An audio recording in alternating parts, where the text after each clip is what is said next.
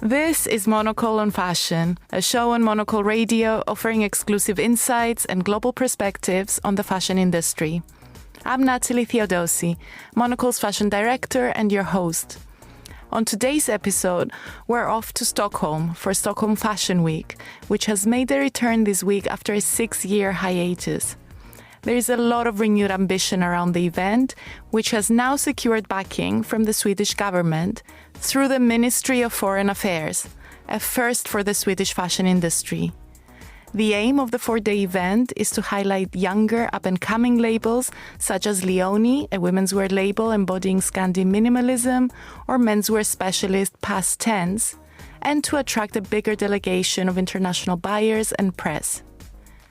It's a fact that Stockholm is well established in the worlds of fashion and design, with myriads of success stories originating from the Swedish capital. Totem, Axel Arigato, CDLP, Acne Studios, and Byredo are just some examples. Still, does the city need its own fashion week? Especially since its household names are already committed to Paris. And does the fashion industry need to add another biannual gathering in a schedule that's already packed with fashion weeks and destination shows throughout the year? To help me answer these questions is Grace Charlton, our associate fashion and design editor who has been covering the Scandinavian market closely and also spoke to John-Jamal Gille, director of the Association of Swedish Fashion Brands, to unpack his ambitions for this new iteration of the event.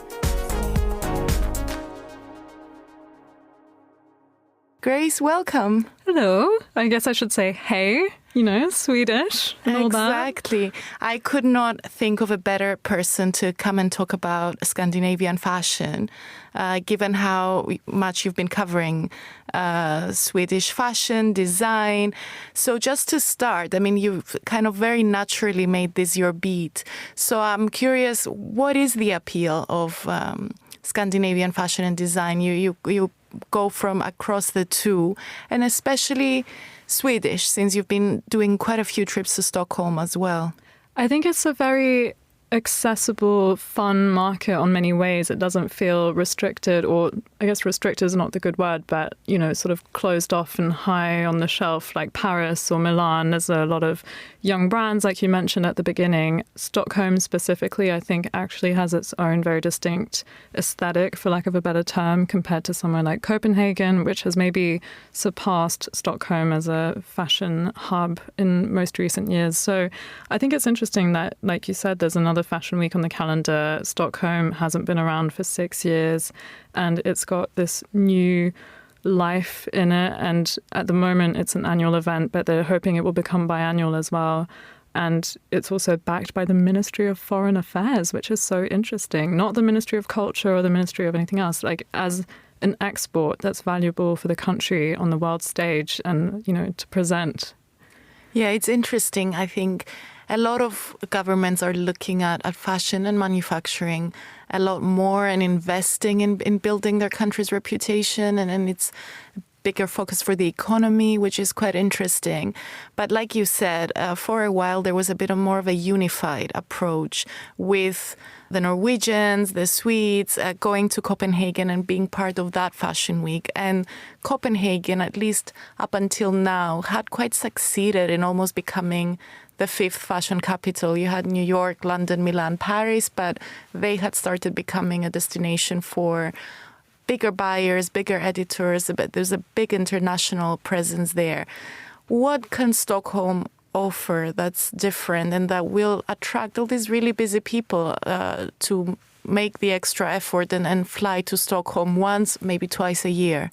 I think they have exquisite taste, be it in design or in fashion. You mentioned Acne Studios and Totem. I think there is space for Swedish creativity, a new generation of it, to come to the fore. A lot of the brands that you mentioned at the top they're sort of quite established now and they're older. I think it's time for another generation. And maybe as Copenhagen ebbs and flows, Stockholm can fulfill a different side of Scandinavian minimalism, needs. They're very pared back, they're very elegant, they're very chic. They're also very commercially savvy in a very interesting way. Like, I think a lot of the collections could go straight to the racks.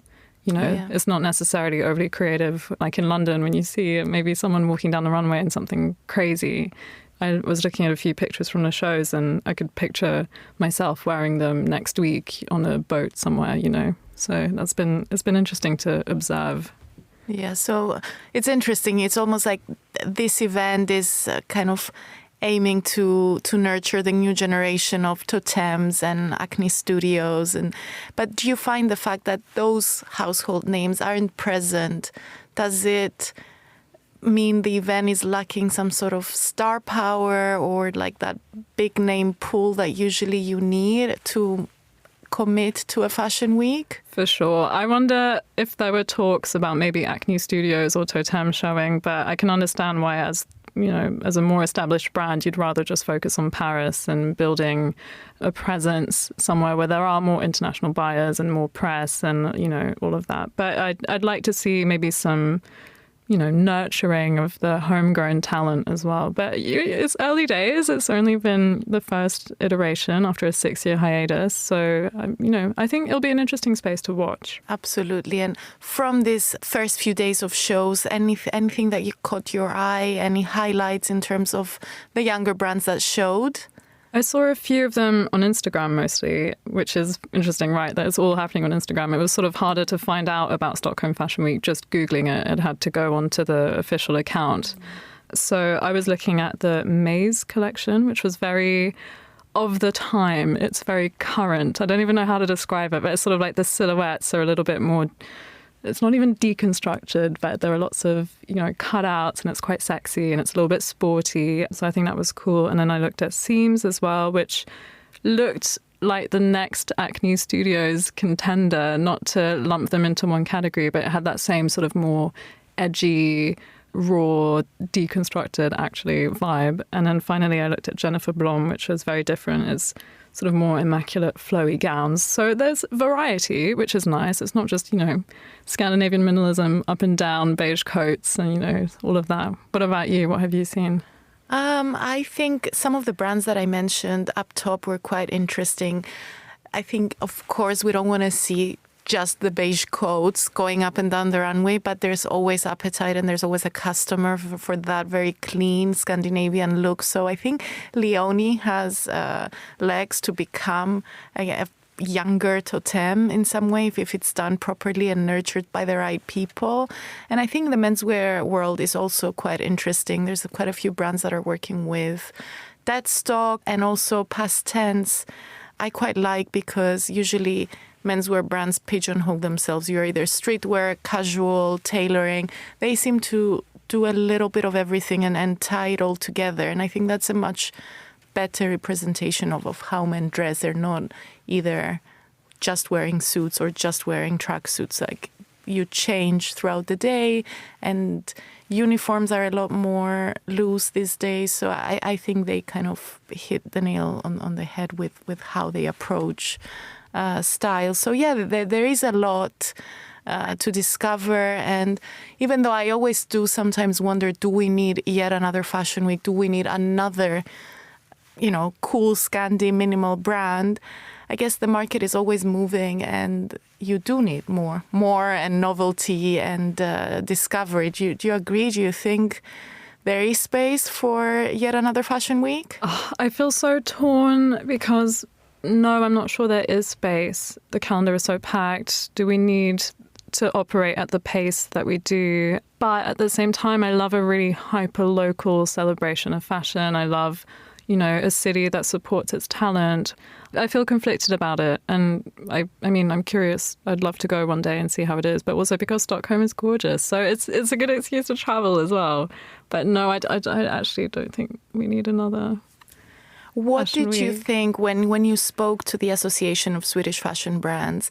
Why do they think? Did you find that there is space for another fashion week and to put Stockholm on the map? Why the kind of resurgence of their event? So I spoke to John-Jamal Gille, who was super passionate about it. He's, got this new wave of investment in it and this, renewed interest, and they really want to make sure it's a successful project. He spoke about, the market being as it is a little bit, but also, needing international buyers to come and support the industry, the support of the government, and also how to support new brands. And sometimes that looks like really boring logistics, like finding a location for a show to take place.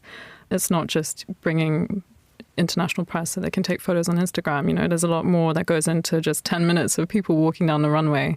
He's got big ambitions and he seems very passionate about everything. Great. Let's hear directly from John-Jamal Gille. I was hired in 22 to handle or deliver a Stockholm Fashion Week in August of the same year, which was a hectic time period. And I, of course, got to learn a lot about how this all works. But after that, it was very clear to me that, and also to the board, that if we're going to do this again, we need to take a step back and assess how the structure and for the Fashion Week, what it should look like.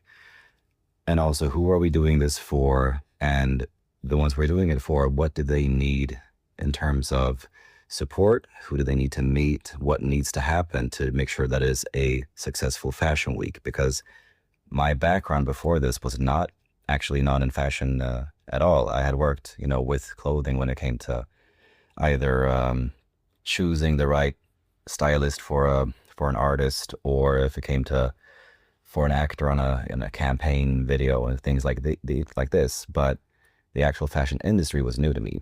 But my job is also not to work with clothing in that way. My job is to coordinate and make sure that businesses have the things that they need to produce fashion shows. Like more of a creative direction background, but maybe that's exactly what Stockholm Fashion Week needed, like more of an image rebrand. Also, I was reading online that you've got government funding for the first time. I mean, I was surprised that you hadn't already had government funding.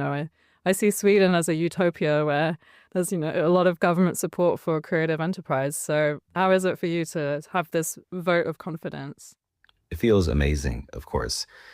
I think this, I know this started, the work with the government started about 2 years ago, or the work with this Fashion Week started about 2 years ago, because I took some time to think. And then when we came back, we needed to really make sure that we did this in the interest of the brands, because the brands produce the shows. People come to see the shows to either cover or see if they want to buy the collections. And people come to experience a runway show and share their thoughts on it, these influencers then, press and buyers. So that creates the cultural incentive, because in fashion, trade and culture, you can't separate the two. They're the same thing. And in Sweden, we're very good at actually separating them. We usually talked about trade and culture as two very different things that have very little to do with each other. And if you work in culture, you are not at all interested in trade, and vice versa. But I think in fashion, for people working in fashion in Sweden, they need to come to the conclusion that these two are interlinked. So the government funding came about in the same sort of research process where we had to see, if we're going to work with the government on this, what is the proper department? So it was not the Department of Culture, and it was not the Department of let's say, Energy and Industry. We ended up working with the Department of Foreign Affairs, because what a Fashion Week does at the end of the day is mainly two things. It is the export of fashion and the export of the image of that country. And that is why the Department of Foreign Affairs became the perfect partner for this. It's been a very, I almost want to say, easy collaboration, because what they do and what we do, we have the same goal. I mean, our goal is to make sure that Swedish trade, or the image of Sweden and Swedish businesses, reach the world. And also, why you need a Stockholm Fashion Week in Sweden is because we have so many great brands and talents that need to reach an audience. And for the past 6 years, as you know, you've seen a couple Swedish brands in the calendar for, let's say, Copenhagen Fashion Week. And there are some still in Paris and Milan and in other weeks, of course. We saw Totem in New York last year. That was amazing. But we have in the association around 50 plus brands that are members. And these are great brands, but in a year, you could maybe see in all of these fashion weeks combined, no more than a dozen Swedish brands that can actually get noticed. So Sweden definitely needs its own platform to make sure that the world can come here and see what we have to offer. And it's funny because I think, and I'm definitely the first to do this, but we can maybe look at Scandinavia as a block, but really the fashion in Stockholm is completely different to the fashion in Copenhagen. It's nice to have a little bit of separation within this Scandinavian, umbrella. No, these in the Scandinavia, we're good at collaborating. These Scandinavian countries, we often and we love to collaborate when it comes to activating ourselves in the rest of the world, like with the Nordic Pavilion in Osaka right now. We have, I think it's Finland, Sweden, Norway, Denmark in one place. But when it comes to our own industries, we are of course, competitors or separate economies. And now's a good time because I was looking at the lineup of the brands and it's quite a curated selection and there's a nice amount of variety. Maybe, do you want to talk about maybe the creative direction of the lineup? So that also came about when I got to take over this project. It was, of course, we have, as an association, have to work in the interest of our member brands. That is our entire mission. But I think also that there has to be long-term thinking when it comes to what we do for all the brands as a whole. And that would be, if we are to build a scene for fashion long-term in Stockholm, new brands need to take the spotlight and actually set the new, identity or profile for Stockholm Fashion Week. Like, let's say Tiger Sweden, Philippa K, and let's say even Acne and H&M. These are, of course, very, very strong Swedish legacy brands, and they are well known here and in the world. But fashion it needs to renew itself. It's cyclical, and you need to garner interest for the country by showing the new things, because these brands that I just, listed have been known in the world for the last 20 years plus. And if we are to keep the interest up for Swedish fashion, we need to show the new stuff as well. And that's why we chose in the direction of going with the brands we have in the lineup this week. So more long-term, the Stockholm Fashion Week will be including more of these legacy brands, but we need to give spotlight to those that have not yet received it, that are also amazing talents and brands. That was John-Jamal Gille, director of the Association of Swedish Fashion Brands. It's interesting how ambitious he is about putting Stockholm Fashion Week on the map. And I think, like you said, it's a space to watch, even though it is also important to remain a little bit skeptic given just the sheer amount of fashion weeks there are.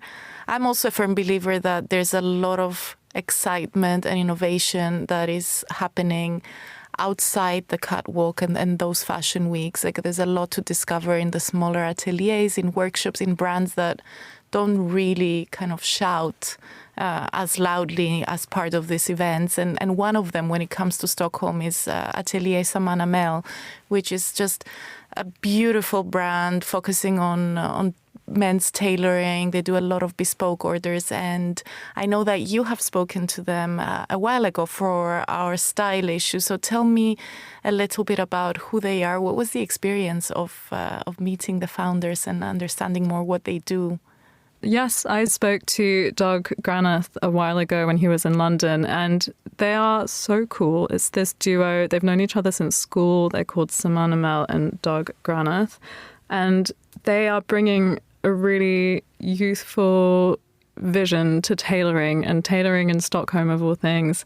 And everything they do it to the highest level. The quality of the fabrics is immaculate, the tailoring, the cutting, all of it. So it was interesting to speak to them and hear about how they're so passionate about tailoring. And you wouldn't expect it from two, 20, 30-something-year-old guys. And I think there's really an audience of younger guys as well, younger customers who don't care so much about logos and the brands that are really visible, and they really want to discover brands that are under the radar, that are all about craft and really high quality fabrics. And I guess they do that extremely well. Is everything kind of built around their ateliers? Is bespoke the biggest part of the business, or do they also do ready to wear? How is it all set up? They've gone into ready-to-wear more and more over the years. They started as only tailoring, only bespoke, but obviously it's also profitable to have a ready-to-wear, branch of the business. So it's been great to see how they get international attention, and their customers sound very loyal. Obviously, if you get one suit cut there, you get many more as soon as you can afford another one. And is Sweden and the fact that they're based in Stockholm, do you think part of their success story, or part of what shapes their ethos? Yeah, definitely. And going back to that Swedish, approach to fashion that's different to Copenhagen, maybe it's a little bit more restrained, it's a little bit more quiet, but it's still very luxe. They draw a lot of inspiration from the arts and crafts movement of the country, the Swedish grace movement that happened in design in the 1890s. They're very considered in what they do. So I think that does come with being Swedish, not to talk about national stereotypes, but they seemed very proud to be based in Stockholm and away from the noise of Paris and Milan and all of that. They're definitely one to watch, I think, if you're interested in tailoring, and especially it could make a visit to Stockholm that much more special if you go and meet them and visit their workshop and get something really special made. So anyone going to Stockholm, we definitely recommend getting in touch, right? Definitely. And our correspondent, Elna Andersson, paid them a more recent visit in Stockholm and got an update on everything that they have in the works. So let's hear directly from Elna and the team at Saman, Amel.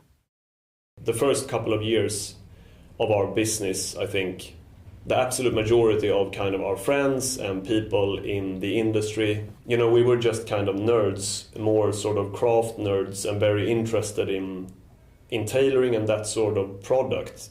And I think that working on predominantly like by appointment, having that kind of business model was considered very unfashionable or very old school. And the first couple of years, there was only people that had a very kind of specific interest in, they can sit and talk about the Neapolitan sleeve head attachment for hours. And that was the customer. And then after a couple of years, you started seeing some changes, I think, in society as a whole, where people maybe lost interest a little bit in streetwear that was dominating kind of fashion discourse very heavily, and seeking another form of aesthetic. So tailoring became more interesting for people on a broader scale. And I think people were also becoming increasingly more interested in issues around kind of sustainability, but also seeking a more conscious way of consuming clothes, like being a little bit more active, being a little bit more involved in the decision making, trying to find that one kind of jacket that you can wear for a very long time, and trying to kind of pull themselves out of this tempo that you associated with fashion to a great extent. Slow it down and exactly, and build a personal fewer. For sure, and build a personal relationship with somebody and build that trust. So I think that was key. So those were kind of things that were just happening in society, and we had no kind of impact on that. But I think it played in our hands in one respect. But in regards to what kind of set us apart a little bit, I think, is the fact that our kind of the architecture of our clothes has a very Italian and predominantly like a southern Italian construction. Like, it is very light, it is very easy, very comfortable to wear. It's not super rigid or very strict in that respect. It's very, very different from, super different from a British tailoring tradition, but also fairly different from like a Milanese tradition, which is a little bit more structured. Do you subscribe to the thought of a capsule wardrobe? Yeah, I mean, for sure. Yeah, for sure. It's always been kind of a mantra. Saman is very obsessed with the idea of like a uniform has a bad ring to it, I think, but the idea of making choices and sticking by those choices, if that makes sense. I think there is, like, almost philosophically, I think if you make fewer choices but very well considered choices and stick with those choices over time, I think it gives you a lot of confidence and ease. And I think that when I started working with clothes, my wardrobe was much bigger than it is now, and this is what we try to build with clients as well. Like, you try to always have that very multifunctional approach to garments where you can wear them in a lot of different ways. The colors always work together, so you have a very well curated wardrobe that you always feel comfortable with. I think is always going to be the goal, and I think curation is a very key word in that. And I think in our relationship with the customer will always be that of a curator or an advisor, if that makes sense. And I think that in a world where there is so much of everything, so much information, so many clothes, you need to have a person that you can have those conversations with, that you trust and that knows where you're coming from aesthetically, and you can build something together. You have a good sort of insight into this, the fashion scene or the fashion client in tailoring in your due to your presence there. How would you describe Stockholm's fashion scene at the moment? How is Stockholm doing as a fashion city?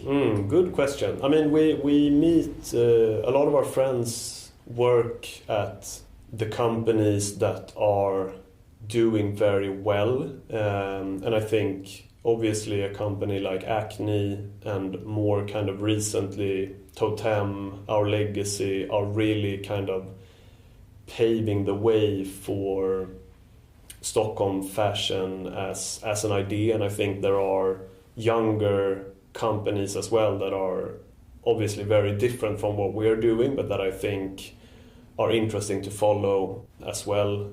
AV and Håda Kova are being very talked about, and I think there is a lot of kind of innovation there.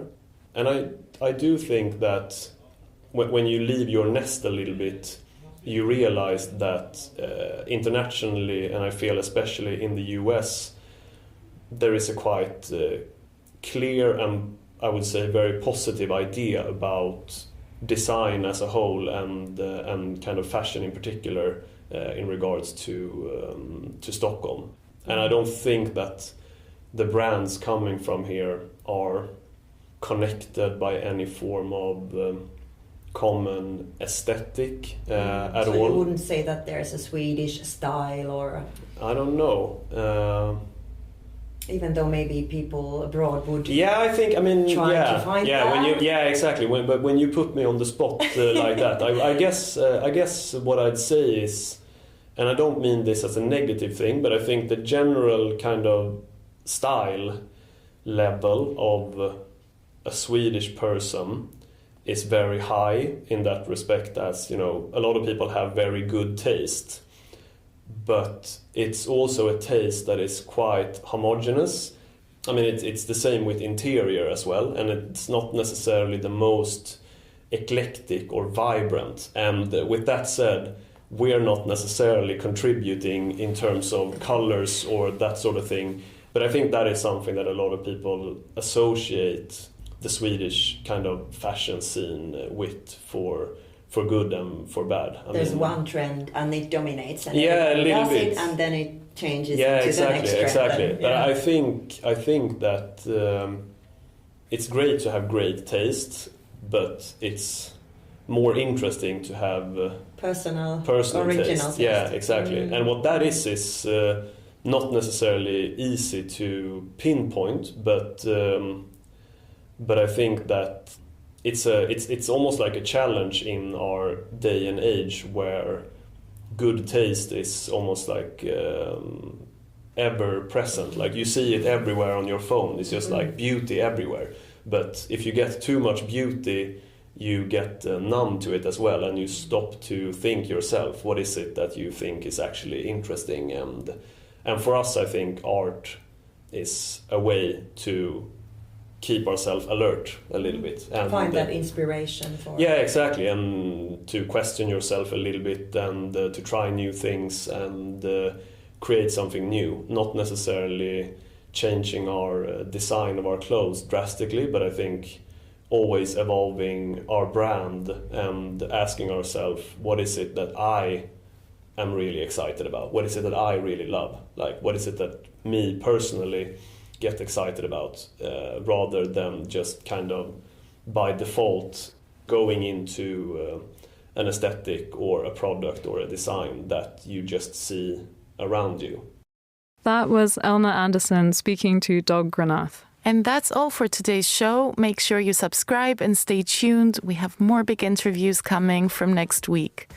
Today's episode was produced and edited by Steph Chungu and Lily Austin. I'm Natalie Theodosi. Thank you so much for listening.